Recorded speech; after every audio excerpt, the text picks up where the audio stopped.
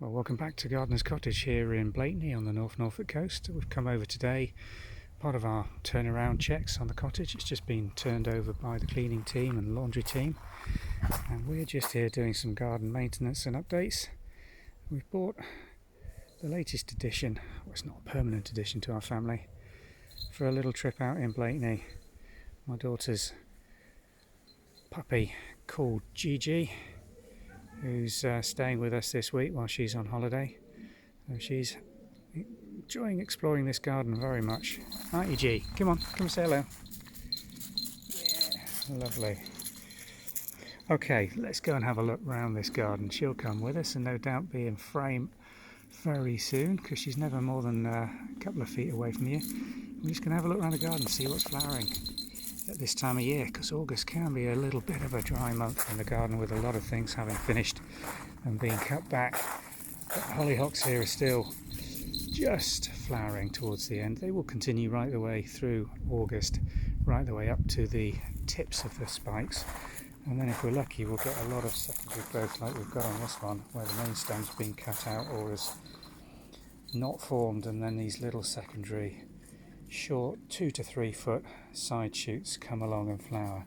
So the front of the house, the main rose planting there, which is the Gertrude Jekyll, not doing anything at this time of year. It will have a second flush, but probably not until September.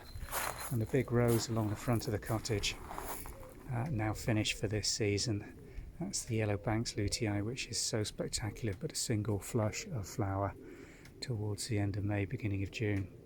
So it's all about the hollyhocks here, and we've got some bedding in, a little bit of splash of colour coming through from geraniums, and the nice late Dutch honeysuckles still filling this courtyard between the two entrances to the cottage with some really nice scent. Japanese anemones, this is always a really good double, this one with lovely colour. Does really well here every year, and this year much better than last year because of the rain we've had. This is a real rain shadow and it tends to get really droughty with us only being on site once a week, but these are really coming on. Not as strong in their growth as last year, but at least we are getting some flower.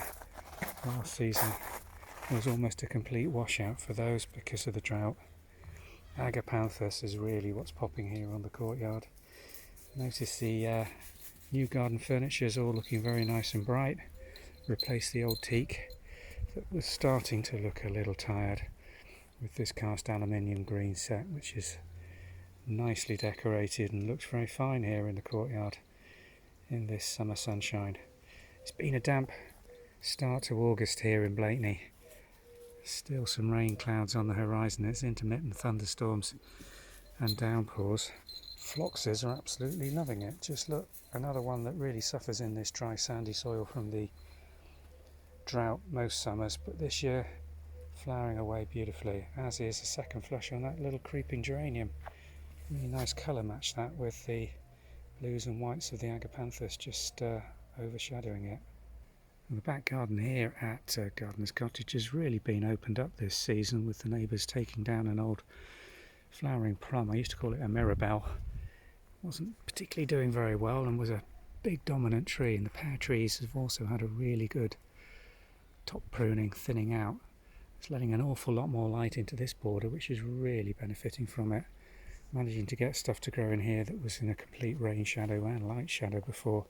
So I think we're going to have far more success with particularly the spring bulbs and then the summer bedding. May even be able to get some roses going in here. We did try season before last and it was just a non-starter, not enough light and not enough rain to keep them going.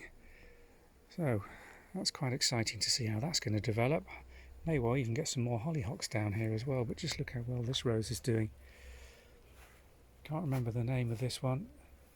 Lovely buff, creamy, almost yellow, fades to white with this flecks of pink on the outer aspect. Doing much better than it has in previous seasons on this courtyard. Behind me, the climbing iceberg now, again struggling this season because of the overshadowing, but I'm hoping with the increased water and light that's going to get, we should be able to give it a really hard prune at the end of this season and get a lot more of the growth lower down on this wall, so we get this long vista out the back of this window, which I'm standing in front of, looking down towards the end of the garden. Looking across ways onto the courtyard, got a really nice foreground planting with the Crocosmia Fireglow really bursting into bright orange at this time of year. One job we do want to do is plant these agapanthus out. They've done far better, as you can see, planted out into the gravel on this courtyard, and this poor one's doing in a pot, and they really did have a hard winter here in Norfolk last season because of the just penetrating frost that we got. So we're going to plant those out around the periphery of this courtyard.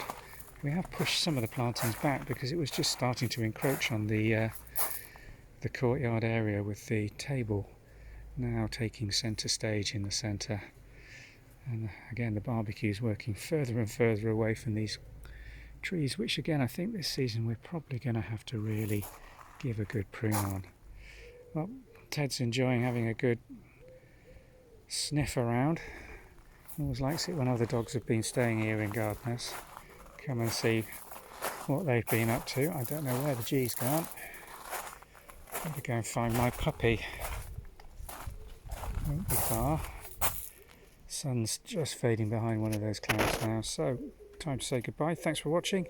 Hope you've enjoyed this brief visit to Gardeners Cottage in Blakeney. Do come and stay with us. It's a lovely spot in North Norfolk.